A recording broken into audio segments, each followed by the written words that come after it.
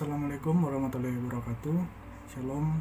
Baiklah, pada kesempatan kali ini kami dari kelompok 7 akan mempresentasikan materi yang sudah kami susun dengan judul neraca energi dan bahan bakar. Perkenalkan, nama saya Jericho Pesuma dan 3 rekan saya yaitu Azhar Hamzah, Afia Rizdiana, dan Muhammad Akbar. Pada kesempatan kali ini saya akan menjelaskan tentang neraca energi. Yang pertama kita bahas yaitu definisi dari neraca energi, di mana neraca energi ini berarti cabang keilmuan yang mempelajari tentang kesetimbangan energi dalam sebuah sistem. Nah, sistem ini bisa berupa suatu tempat atau suatu reaktor di mana terjadinya suatu reaksi. Kemudian neraca energi dibuat berdasarkan pada hukum pertama termodinamika yang menyatakan tentang hukum kekekalan energi, di mana hukum kekekalan energi ini berbunyi energi tidak dapat diciptakan ataupun dimusnahkan. Selanjutnya, persamaan dari neraca energi yaitu energi masuk sama dengan energi keluar ditambah dengan energi akumulasi. Selanjutnya kita akan membahas tentang sistem dan lingkungan. Sistem ini adalah sebuah bagian dari alam semesta atau universe yang tercakup dalam batas-batas lingkup analisis atau sejumlah zat atau campuran zat yang sifat-sifatnya dapat kita pelajari. Selanjutnya, lingkungan adalah bagian dari alam semesta atau universe yang berada di luar batas-batas sistem. Kita contohkan atau kita ambil contoh yaitu ketika kita memanaskan makanan dalam microwave, maka makanan dan panas yang terdapat dalam microwave tersebut disebut sistem, dan meja atau dapur yang dimana tempat kita memanaskan itu disebut lingkungan, dimana suhu lingkungan dapat mempengaruhi dari suhu yang ada dalam sistem. Tapi dalam microwave ini tidak demikian, karena dalam microwave ini dia bersifat tertutup atau terisolasi, sehingga panasnya itu berasal dari dalam, bukan dari luar.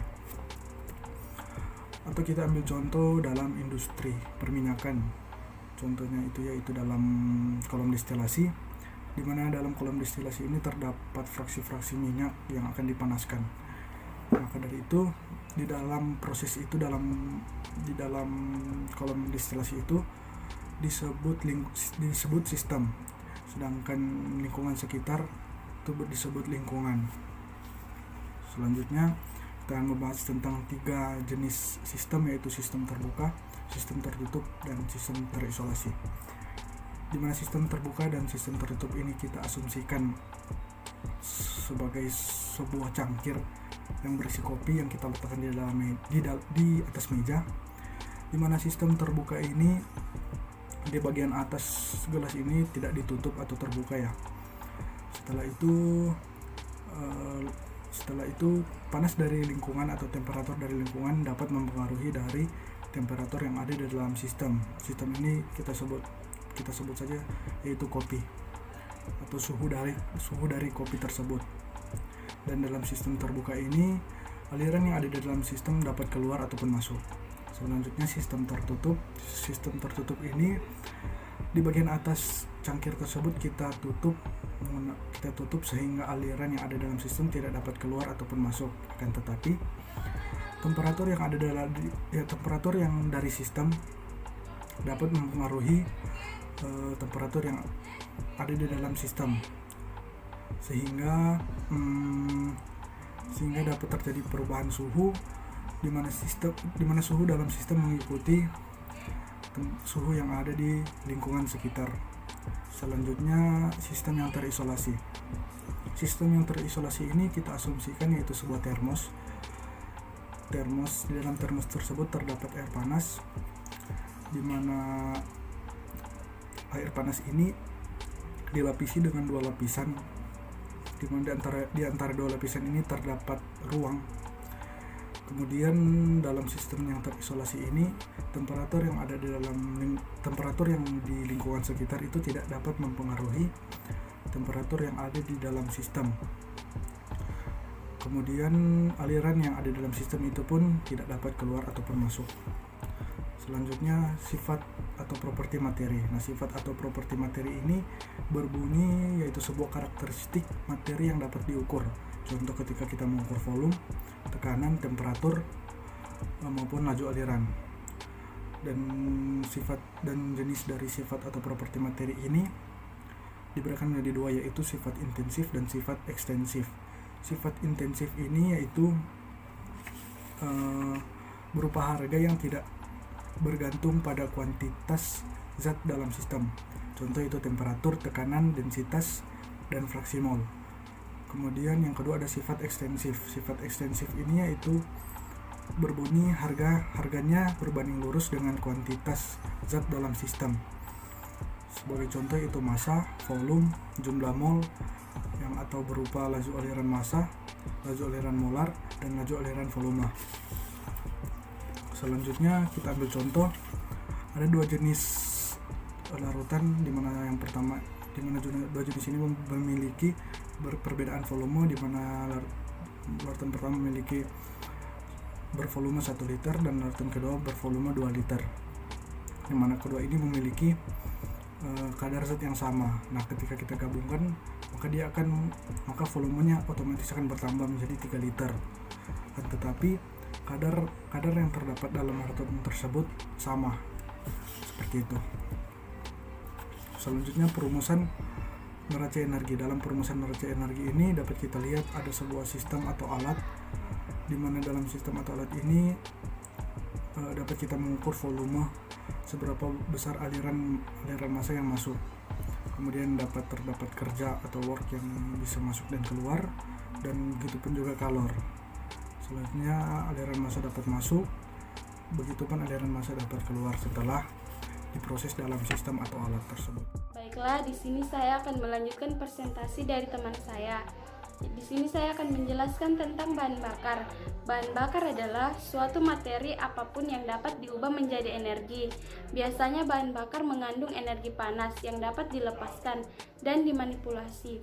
Kebanyakan bahan bakar digunakan manusia melalui proses pembakaran, di mana bahan bakar tersebut melepaskan panas setelah direaksikan dengan oksigen di udara. Tujuan dari pembakaran bahan bakar yaitu untuk memperoleh kalor, yang dimana dapat digunakan secara langsung ataupun tidak langsung. Pembakaran adalah reaksi kimia yang cepat antara oksigen dan bahan bakar, disertai timbulnya cahaya yang menghasilkan kalor.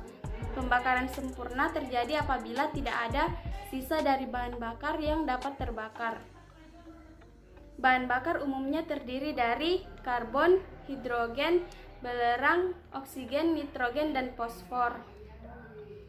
Spesifikasi dasar dari bahan bakar yaitu viskositas atau kekentalan, flash point, titik bakar atau ignition point, faktor karakterisasi, titik didih, dan kandungan air di dalam bahan bakar. Tabel di samping ini menunjukkan nilai kalor bahan bakar, beberapa bahan bakar yang umum. Nilai kalor bakar dapat digunakan untuk memperkirakan harga energi suatu bahan bakar. Nilai kalor itu menunjukkan kualitas dari bahan bakar. Semakin tinggi nilai kalor, maka semakin bagus kualitas bahan bakar, akan tetapi memiliki biaya yang cukup tinggi. Salah satu contoh, misalnya gas hidrogen yang memiliki nilai kalor yang paling tinggi, senilai 142. Dan pemilihan bahan bakar ada faktor-faktor yang perlu dipertimbangkan. Ada 4, yaitu lapisan, ketersediaan, tingkat kebersihan dan pencemaran, dan kesempurnaan pembakaran. Dan maka padat yang biasa dipakai dalam industri dan transportasi adalah batu bara. Batu bara termasuk bahan bakar fosil karena terbentuk dari sisa tumbuh-tumbuhan yang mengalami proses geologis dalam jangka waktu jutaan. Selanjutnya, bahan bakar cair. Bahan bakar cair merupakan gabungan senyawa hidrokarbon yang diperoleh dari alam maupun secara buatan. Seperti minyak mentah jika disuling akan menghasilkan beberapa macam fraksi, yaitu bensin atau premium, kerosin atau minyak tanah, dan solar. Kemudian bahan bakar gas. Bahan bakar gas adalah sebuah jenis bahan bakar yang berbentuk gas. Biasanya bahan bakar gas ini termasuk golongan bahan bakar fosil. Ada jenis-jenisnya: blast furnace gas, blue water gas, gas batu bara, gas alam, dan gas petroleum.